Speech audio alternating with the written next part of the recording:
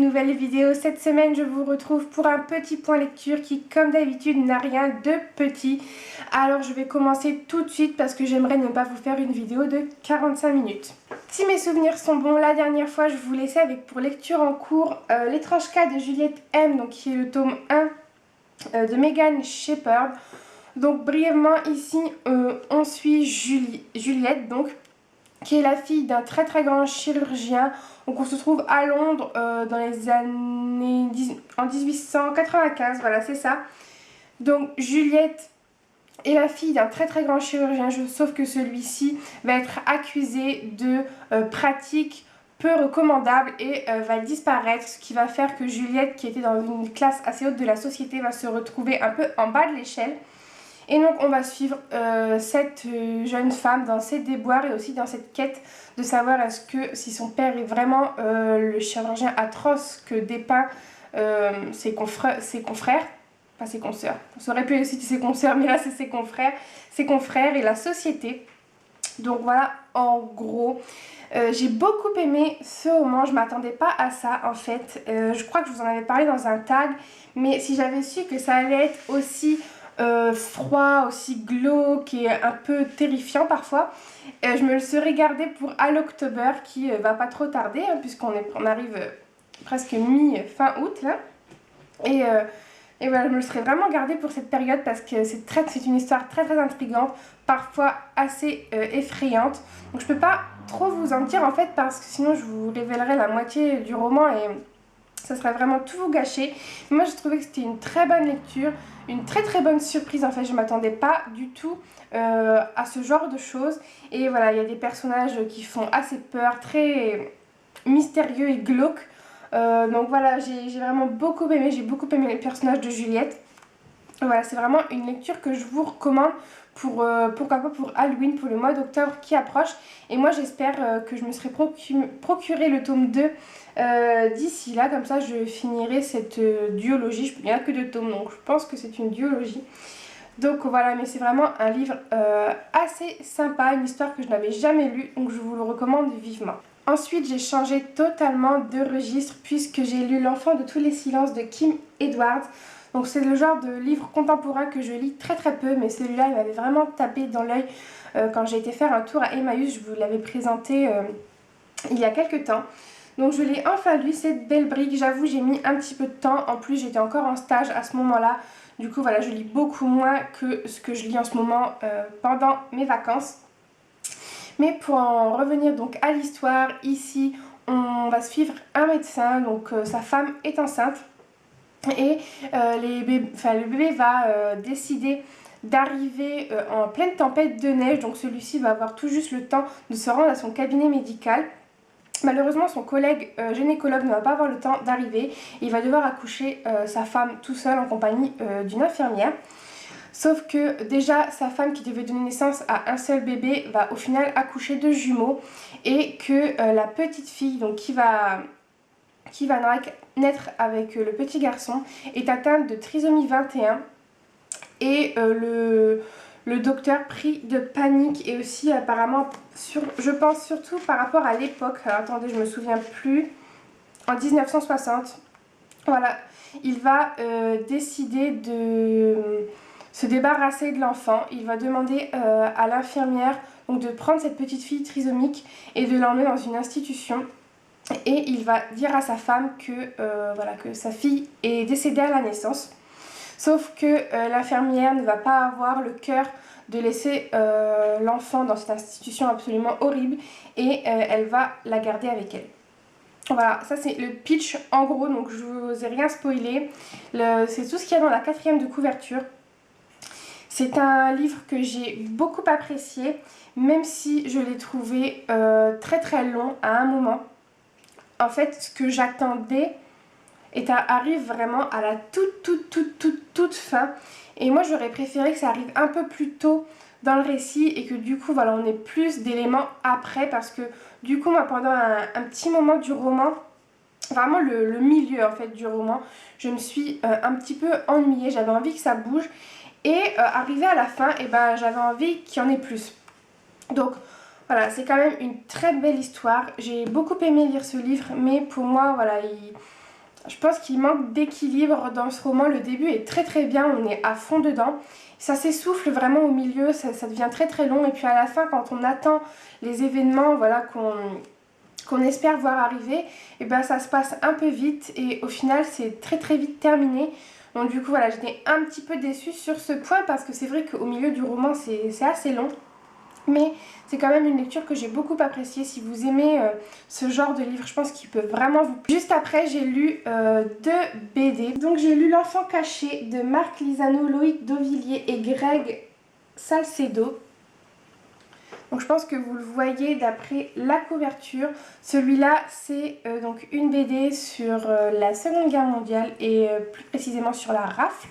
Ici, donc, on va suivre en fait une petite mamie, une grand-mère qui va être découverte en larmes par sa petite fille. Et sa petite fille va donc lui demander ce qui lui arrive. Et cette grand-mère va alors raconter ce qui lui est arrivé. Donc voilà, donc là, la petite fille que vous voyez ici, c'est donc la grand-mère quand elle était petite qui a vécu la rafle et dont les parents ont été emmenés au Veldiv, etc. Je ne vous raconte pas l'histoire, tout le monde la connaît. Donc c'est voilà, une petite BD très touchante qui voilà, comme d'habitude ranime notre devoir de mémoire et j'ai trouvé la fin vraiment très très jolie. C'est je pense un très bel album, enfin une très bonne BD pour raconter ce qu'a été la guerre aux enfants que j'ai lu. Il s'agit de Le Royaume d'Estompes, donc de Devenez et Domé. Alors cette BD là, j'ai un peu craqué, même beaucoup d'ailleurs, pour les dessins que je trouvais vraiment très sympas. Alors que je vous en trouve un plutôt joli. Voilà. À la base j'ai vraiment craqué pour ça en fait, pour les dessins. Et ici donc on va suivre une jeune fille qui retourne dans la maison où elle a toujours passé ses vacances étant petite fille pour malheureusement enterrer son grand-père. Et la nuit de l'enterrement de son grand-père, elle va voyager un peu dans un monde parallèle entre rêve et réalité. Et au final, ce qui est très très joli dans ce livre, c'est pareil, c'est la fin, c'est la morale du livre. Puisque voilà, c'est vraiment sur la perte d'un être proche et la petite fille est surtout en fait malheureuse d'avoir perdu son grand-père, mais malheureuse de voir son père aussi triste puisque lui a perdu son propre père. Et voilà, c'est vraiment sur la perte d'un être cher, sur le deuil. Et ça a l'air triste comme ça, mais au final c'est une très très jolie histoire. Ensuite j'ai continué avec un roman, donc il s'agit de Thrill, le tome 1 échangé, donc de Amanda Hawking. Et je pense que je vais avoir beaucoup de mal à vous en parler, juste parce que je l'ai tellement aimé que j'ai lu juste après le tome 2 et le tome 3.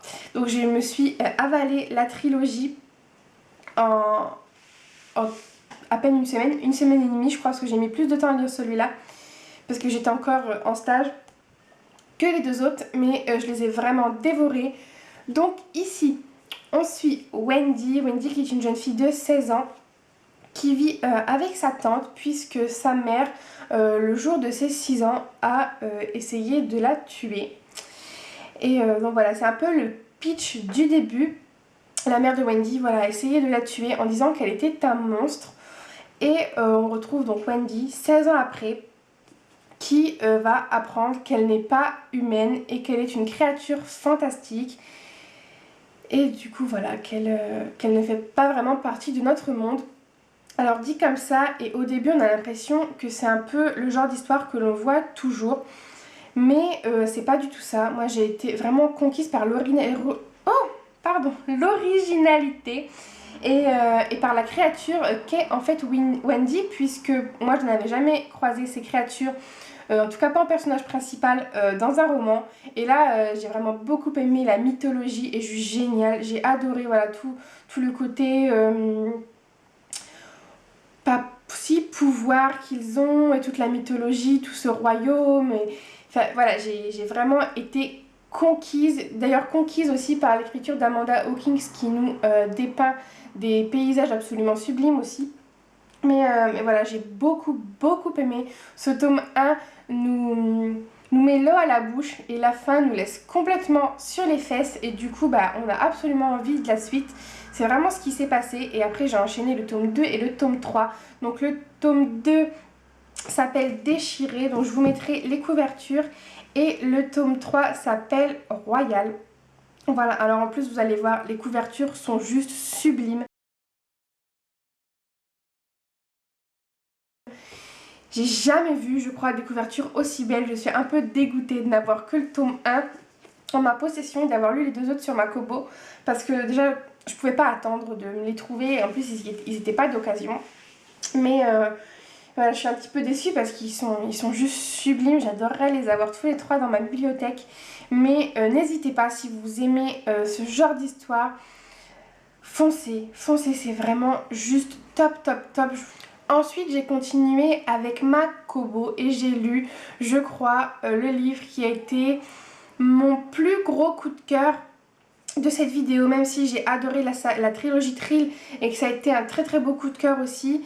Là, c'est un livre contemporain que j'ai juste dévoré puisque je l'ai lu en une nuit. Enfin, une nuit. Je l'ai commencé à 22, enfin je l'ai repris à 22h30 à peu près et je l'ai lu jusqu'à 2h du mat'. Franchement, je ne pouvais pas le lâcher. J'avais lu un chapitre la veille et le lendemain, voilà, je l'ai complètement dévoré. Il s'agit de l'Antichambre des souvenirs dont j'ai lu l'intégrale, donc d'Iman. Comme d'habitude, je vous dis pas son nom de famille parce que je l'accroche à chaque fois, mais je vous mettrai toutes les références en barre d'infos. Je vous ai présenté ce livre dans ma palle d'été. Il était certain que j'allais le lire. Vous le savez, j'avais déjà eu un gros coup de cœur pour sa saga Cœur de Flamme, dont j'ai lu que le premier tome, mais dont je suis certaine que les deux autres tomes sont très bons aussi et que j'ai hâte de lire d'ailleurs. Mais là, Iman change de registre puisque c'est dans un contemporain que je l'ai lu cette fois-ci. Et ça a été encore une fois une révélation, vraiment, j'ai adoré son roman. Il est juste magnifique, enfin voilà, je sais pas quoi vous dire à part lisez-le. Donc ici, on suit Dana qui est une jeune trentenaire qui a un fiancé qui m'a l'air parfait, quelques quand même soucis dans la vie, enfin voilà, je vais pas tout vous raconter parce que moi j'ai adoré le découvrir. Mais malheureusement, Dana va avoir un accident de voiture et donc va se retrouver dans le coma. Et nous allons la suivre dans ce qu'on appelle l'antichambre des souvenirs, donc qui est pas un paradis, mais une espèce voilà, de chambre, d'endroit où elle va être accueillie par un guide. Et dans cet endroit, il y a 5 portes, donc 5 portes qu'elle va devoir franchir, où elle va devoir revivre un moment fort, un moment parfois même difficile de sa vie. Et à l'issue du passage de ces 5 portes, voilà, Dana saura si elle doit vivre ou mourir. Donc voilà, en gros, le pitch, je ne vous en dis pas plus. Vraiment, je pense que c'est un roman qu'il faut découvrir de soi-même. Il dure vraiment que quelques pages. Il devrait durer d'ailleurs beaucoup plus longtemps parce que voilà, j'ai vraiment adoré. Je vous dis, je l'ai dévoré. Il me semble que l'e-book fait 290 pages, je crois, quelque chose comme ça, presque 300 pages. Et vraiment, c'était juste un truc de fou. En fait, on a l'impression comme ça, quand on dit, voilà, elle est dans le coma, elle va dans une antichambre, elle va revivre des moments de sa vie, que c'est fantastique, en fait, que c'est de la... Bon, bien sûr, c'est de la fiction, mais voilà. Mais moi, ce qui m'a touchée, c'est déjà tout ce qui arrive à Dana, toute son histoire personnelle, toute son enfance, voilà, on revit plein de choses avec elle, mais aussi de se dire, est-ce que toutes les personnes qui sont dans le coma n'iraient peut-être pas dans cette antichambre et ne revivent-ils pas leur vie avant de décider de mourir ou de revenir? Enfin voilà, c'est... Après, c'est une réflexion personnelle, hein, mais moi, il m'a fait beaucoup réfléchir. Et il m'a vraiment beaucoup touchée. Donc encore une fois, merci à Iman de m'avoir envoyé son roman parce que c'était vraiment un deuxième coup de foudre que j'ai avec ses livres. Je suis encore une fois conquise. À chaque fois, elle m'emporte dans son écriture et c'est un vrai bonheur. Donc je vous mettrai bien sûr en barre d'infos tous les liens pour la retrouver et aussi le lien pour se procurer l'antichambre des souvenirs. Donc voilà, et vous feriez en plus une super action puisque Iman vient tout juste de créer son association d'auto-édition. Et ça lui donnera, je suis sûre, un super coup de pouce pour débuter. Donc voilà, n'hésitez pas, commandez-vous l'antichambre des souvenirs, franchement vous ne serez pas déçus, c'est un livre génial, une vraie perle qu'il faut lire. Et pour terminer, j'ai lu, je crois, le livre que j'attendais le plus de lire, enfin l'un de ceux que j'attendais le plus de lire parce qu'il y en a encore, mais il s'agit de Night School, donc le dernier tome, fin de partie de C.J. Doherty,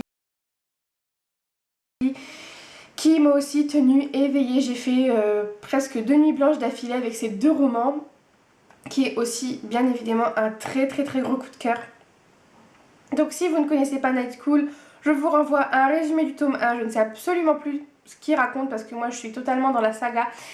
Enfin maintenant elle est terminée, mais je suis totalement voilà, dans l'univers, donc je voudrais pas vous spoiler, mais bien sûr ici on retrouve Ali, Sylvain, Carter et toute la bande dans cette traque du méchant, j'ai envie de dire. Donc voilà, Night School, c'est l'une de mes sagas chouchoutes. Ce tome 5 était vraiment très bon, on est dans l'action tout de suite. Ça ne désemplit jamais. Moi Night School, ça me donne des palpitations, ça me tient éveillée toute la nuit, souvent, très souvent. Il est très rare que je traîne un tome de Night School pendant une semaine, c'est juste pas possible. Là c'est pareil, je l'ai lu en une journée, enfin plus une nuit, hein, vu que je commence souvent mes livres vers 21h, 22h. Donc voilà, je l'ai vraiment dévoré. C'était juste trop bien et voilà, la fin est juste parfaite. Je m'attendais pas à mieux. J'adore, franchement, commencer cette saga si c'est toujours pas le cas. Elle est juste géniale. Et pour terminer, donc en ce moment, je suis en train de lire Matt Smith, donc le tome 1 à la croisée des 2 mondes de Stéphanie Vernet, donc qui est aussi une jeune auteure qui m'a gentiment envoyé son livre format e-book. Et voilà, je suis en train de le lire. J'ai lu 3 chapitres hier soir, 3 ou 4 chapitres. Ce que je peux vous dire pour le moment, c'est que ça m'a l'air pas mal parti. Dès le début, on est plongé dans l'action. Donc écoutez, j'ai hâte d'en savoir plus puisque ça m'a l'air être un univers pour le moment assez riche. Mais il faut encore que je trouve mes marques. C'est encore le début, hein, c'est le début d'un tome 1. Donc je pense que les bases vont arriver, vont se poser. Donc voilà, mais pour le moment ça m'a l'air très bien parti. Je vous en reparle très bientôt. Donc voilà tout le monde, c'est tout pour cette vidéo. J'espère qu'elle n'aura pas duré très longtemps, que je ne vous ai pas perdu en cours de route.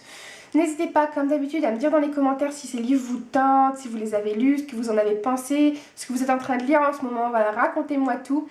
Et puis moi, je vous fais de très gros bisous et je vous retrouve la semaine prochaine pour une nouvelle vidéo. Bye!